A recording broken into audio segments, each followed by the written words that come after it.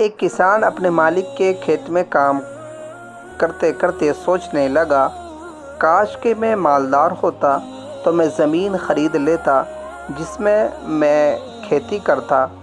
میں اپنی زندگی سے لطف اندوز ہونا چاہتا ہوں، لذیذ کھانے کھانا چاہتا ہوں اور آرام دہ گھر میں رہنا چاہتا ہوں۔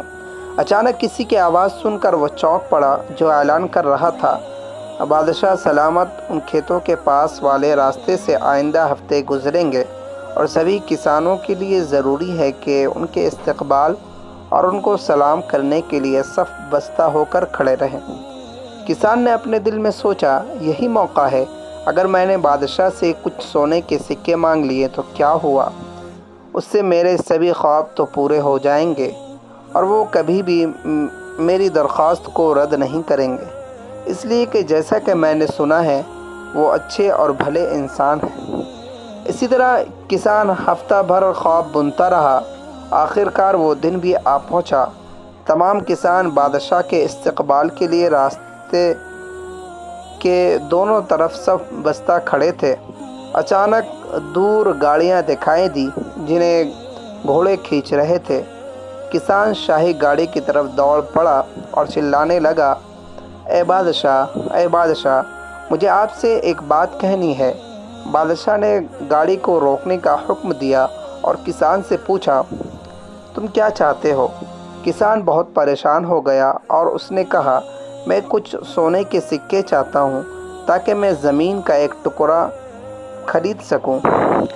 بادشاہ مسکرایا اور اس نے کسان سے کہا، میں چاہتا ہوں کہ تم مجھے اپنے پاس سے کوئی چیز دو۔ کسان اور بھی پریشان ہو گیا اور اس نے اپنے دل میں کہا کہ اس بادشاہ کی بخیلی کی بھی حد ہو گئی۔ میں اس کے پاس آیا تھا کہ مجھے کچھ دے اور اب وہ خود مجھ سے ہی مانگ رہا ہے۔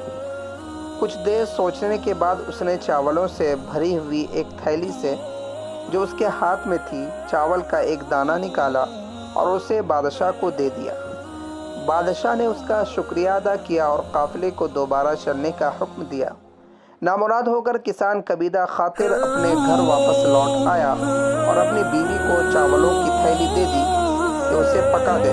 اچانک اس کی بیوی چلائی کہ مجھے چاولوں کے بیچ اصلی سونے کا چاول کا ایک دانہ ملا ہے۔ اب کسان انتہائی تکلیف سے چیخ پڑا، کاش کہ میں نے بادشاہ کو سارے چاول دے دیے ہوتے۔